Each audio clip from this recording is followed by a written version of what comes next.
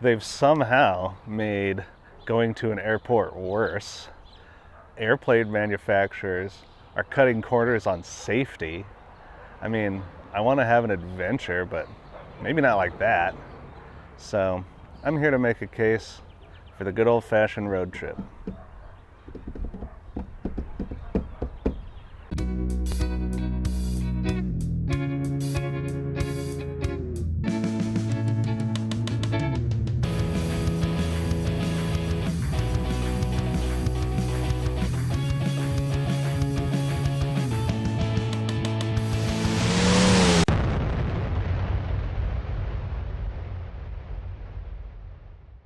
Well, like I said, I'm here to make a case for the road trip.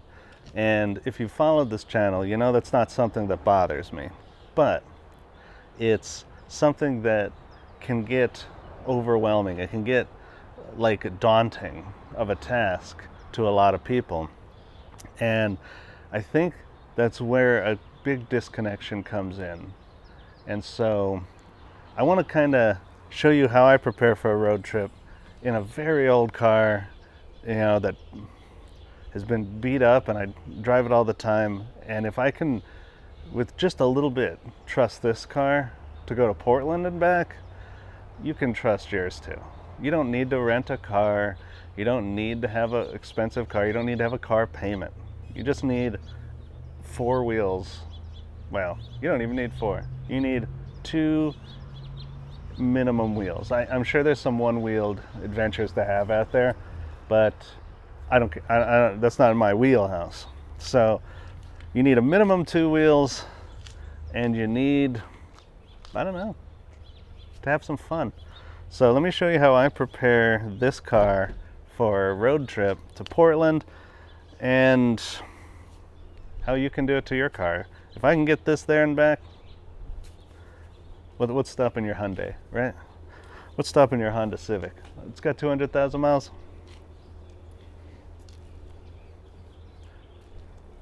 That's what I'm saying. Let's go.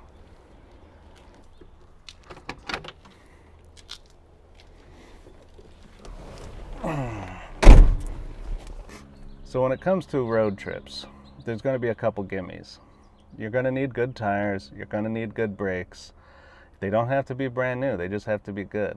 If you drive your car to work every day, it's probably good enough to do some trips. So make sure everything's topped off. Make sure all your fluids are good. I gave this car an oil change about 500 miles ago, and I'm not going to give it one before I leave. A lot of people want to over prepare for a road trip, and that just hinders, it just costs money, and it turns it into something that doesn't need to be this way, and it causes a lot of stress and financial stress, not just mental stress. And when you have an old car like this, which I highly recommend, people tend to fear them because they fear breaking down. They don't really fear the car, right? Good tires, good brakes applies for everything. And old cars do take more maintenance. So this car, I had to repack the bearings, crawl underneath it to check the rear end fluid and the transmission fluid, make sure everything's greased, make sure the lights work, things like that. But again, I drive this quite a bit, so it's nothing that scares me. And when it comes to breaking down, in the modern age, there's AAA, there's all kinds of stuff. It's not that big of a deal anymore. Worst case scenario is you break down, you end up spending a couple days getting your car fixed, and you move on. It's really not that big of a deal. Everything's fixable, and especially when you're taking a road trip like I am from San Diego, as soon as I leave San Diego, everywhere's cheaper. So, gas is cheaper, parts are cheaper. So, I mean, we're already starting at the highest. All we can do is go down, right? But that doesn't worry me because there's two ways to approach it. You can be proactive or you can be reactive. And I do it both ways. I am going to go over the car and make sure everything's good, but I know what car I'm driving too, right? So I'm going to be proactive, make sure everything's good from the start. I'm going to be a little reactive. I'm going to be able to be reactive for anything that comes up in the field. So there are some things that are very baby specific, and again, when you have an old car, you kind of know, what'll be coming up if needed, right? So maybe a little extra oil, cans of hopes and dreams. That's the last ditch effort. Old oil, it's a new oil filter, just in case you got to give it an oil change, right? And again, baby specific, because classic BMWs are a little harder to get parts from the parts store. Shit to replace, this is your first option. If you got something on the side of the road, try to do this. Use a combo of these two. This is a new brake light switch. I've got all the hardware for the brake light switch. Duct tape. Random nuts and bolts, a lock. Now something, my tool roll here. Got everything I need. Now something that's very specific. I have, random tools. I even have one of those little micro pumps in here to fill up the tire. Knives, tape measure, electrical tape, things like that. But one that's very specific to baby is, so I'm running the 123 distributor, and I'm not saying I don't trust it, but I don't trust it. It's been fine so far. I've had trouble with like the Pertronic stuff like that, so I'm always a little wary. So I have a complete mechanical distributor just in case, and everything that I can put that back together with. So at minimum, I'm getting home, even if it misses a little. And that's about it. I don't carry too many, pieces, parts. And this is something that I'm comfortable doing. Fixing old cars on the side of the road is kind of my thing. I enjoy doing that. So again, this is baby specific.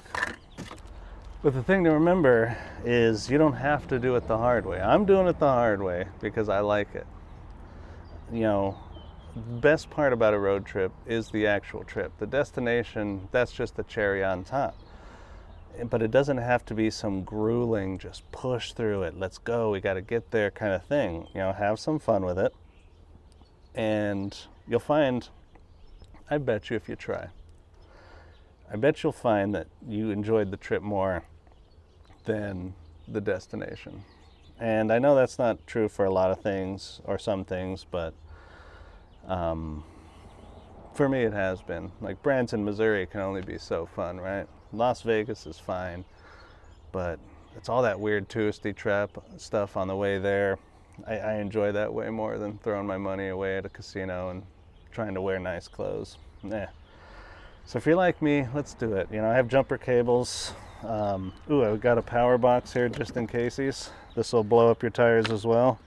Jump it, charge my phone, whatever I got to do. Oh, I have a cover because we're not waterproof, right? But that's it. If I was taking my 2008 BMW, I would have maybe the tire thing, just AAA. That's all you got to do. And, I don't have I have this spare tire here for just basically for show, but it's, in theory it would work. So I keep it in there. But it's like, my 2008 BMW, 210,000 miles, I wouldn't even prepare. It'd be fine. AAA can take care of whatever that is, whatever's going on there. So, yeah, that's it. And there's one more baby specific thing that I'm gonna do before we go. And baby's never had a heater. It's never been in, it's in a box somewhere in Laramie, Wyoming. I have no idea where it is. And normally it's not a big deal. I have a heated vest and a Snuggie that I wear. You got to keep the windows rolled down, but we're going to snow country and there's a possibility of snow, and I've driven this in the snow before, so don't worry about me. But I would like to have defrosted windows. That's it's a little it's for safety, right? So let's install this heater real quick. I'm going to put it where the glove box is. I'm going to take the glove box out, put it there just for temporary. When I get back, I'll remove it. I bought it online, old Amazon, for like 60 bucks. And I might have to go buy a few pieces. I need more hose. I only have this much hose. And so yeah, let's get it done because we're leaving tomorrow. Check out what I did here.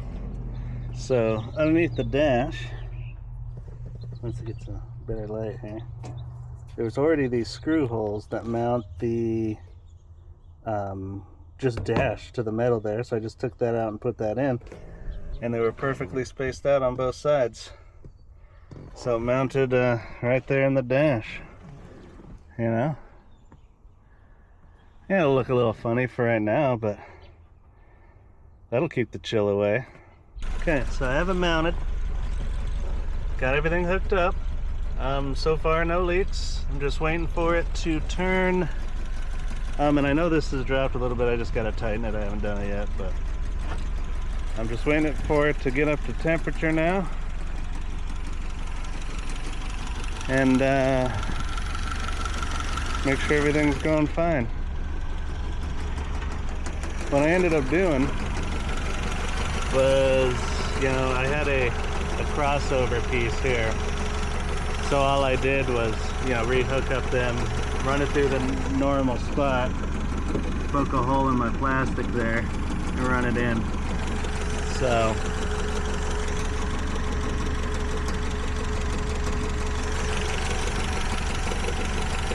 went on pretty good, but see, look what I found.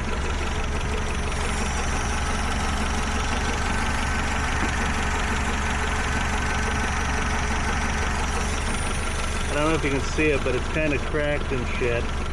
So I'm going to put a new one of those on right now as well.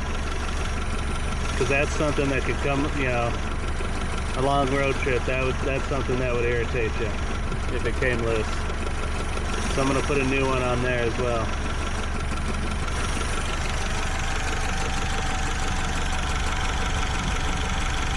Now all we got to do is the wiring, which is always easier said than done, especially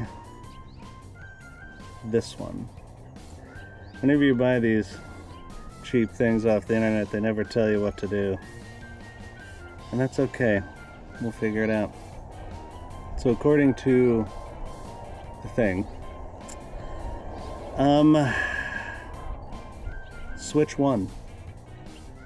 switch instruction 1 spelled incorrectly. Instruction. The red wire of the speed control switch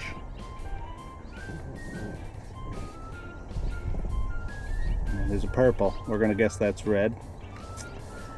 The red wire of the speed control switch is connected with positive pole of power supply and motor. Okay, that's fairly straightforward. Let's do that one. I have an inline fuse we're going to use, and we're going red to red to red to white. So first what we're going to do is we're going to get this inline fuse here. Let's clip this end off. Use my handy dandy stripper situation. Okay. And it has a pole end, and I have some pole connectors. So let's see, some female disconnects here. Let's see if this even fits. Fits like it's supposed to, I guess. So let's take this red wire, strip it just a touch more. Okay. take this red wire and the end of this, and we'll put the disconnect on there.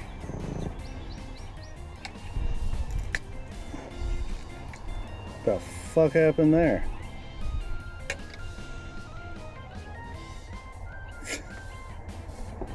Cheap piece of shit. What the fuck was that about? Okay, well, let's try that again, huh? Okay.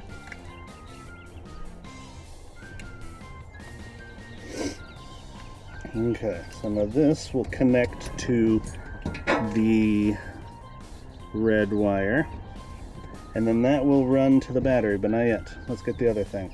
Telefono. Okay, next. Number 2. The blue wire of the switch is connected to the negative pole of the motor. Okay, so I'm assuming by like pole they mean the wires that are connected to it, right?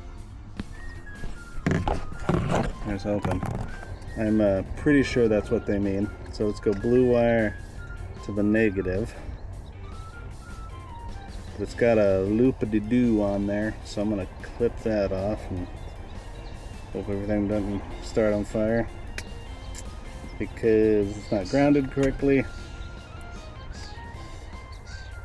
The switch is gonna get grounded at the battery, it says, so we shall see, y'all. We'll just do a butt connector. Okay. Okay.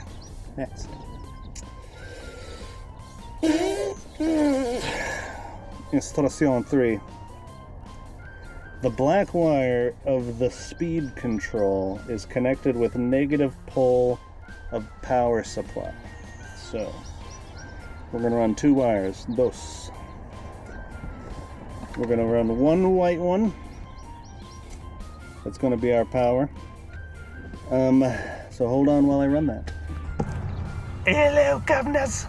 So what we're going to do is we're going to do this the easy way, the cheating way first. I'm just going to kind of like, just kind of shove the wires on there just to see if everything works. Doesn't freak out in there or anything. Then I will, then we'll hook it up for good. Right now, let's just shove her in and give it a whirl. Well, we got spark, huh? Alright, in theory, it should turn on. Let's find out. I'm trying to do this one-handed.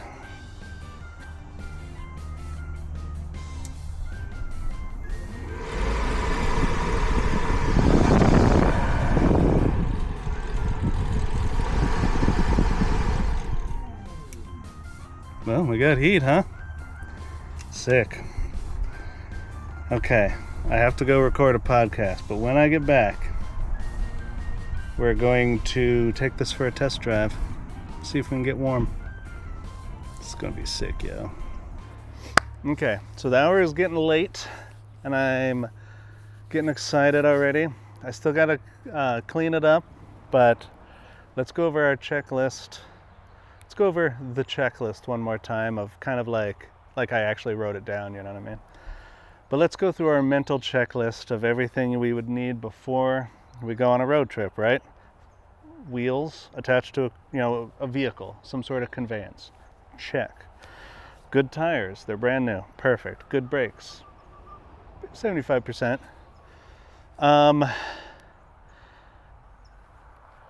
Fluids filled. Check. All the maintenance issues done, rear end check, transmission check.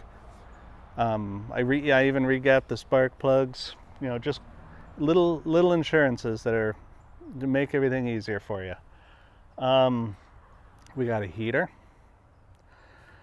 We got some tools. We got some spare things just in cases. We got AAA, which is the most important thing. The lights work. The tail lights work. Damn thing runs. So I think we're ready. I'm going to show you this, my heat job here, because it is pretty sweet. I'm not going to lie. It is pretty sweet. We'll do some zip tying and we'll be done. But come here and check it out. So here's the finished product. It looks a little funky with the hoses. Without the hoses, it actually doesn't look too bad. But we need defrost, right? And it makes me laugh. But yeah, so I bought this thing. It was $58 on Amazon. I mounted it in the already existing holes that were holding the dash down. Hooked up the hoses. Have my switch dangling. Got my defroster hoses. Look at that shit. And 2 for the passenger, because that'll teach them. But yeah, it doesn't look... it actually looks kind of cool in a steampunky sort of way, but yeah. So that's done. I'll show you under here too. So we got, I just plugged in the hoses through the firewall where they were supposed to go in the first place. Hooked up to the hoses that were need to be there. I'm going to zip tie them up and out of the way a little bit. But for temporary heat, I don't think it's too bad. Did a little bit of a wire job. Got to remember to shut it off, your battery will die, but that's why we have the jump pack. See? Windshield washer fluid filled.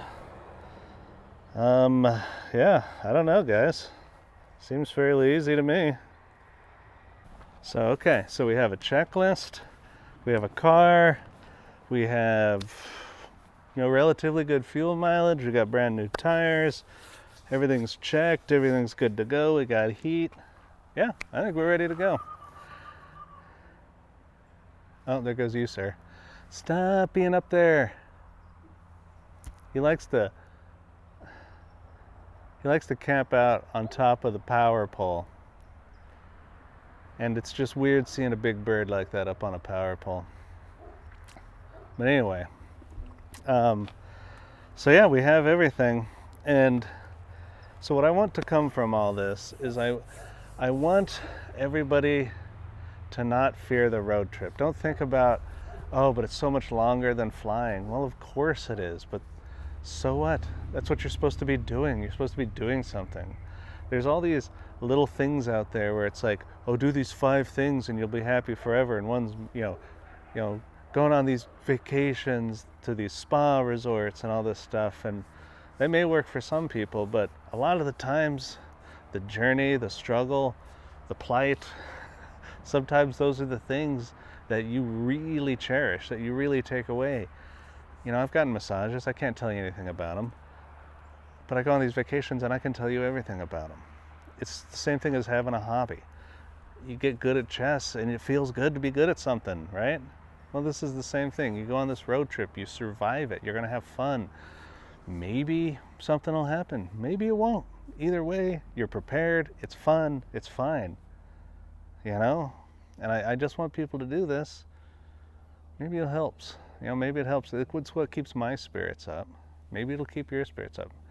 And if you fight it and you feel like you really don't want to do it, well, maybe give it a try. Maybe just because you went on road trips when you were a kid and your dad was yelling at you and it made it weird, and now you hate road trips because your dad was yelling at you, well, your dad does a lot of things that you also may enjoy now that you're away from that, right? God, I just love this car though. I do. I just love this car in particular. Not just the 2002s, right? But just this car in particular. I'm going to drive this sucker till the absolute end. Well, I'm going to go get high and start packing. Get out of here by 8 o'clock tomorrow. We'll see what happens. All right. Peace out.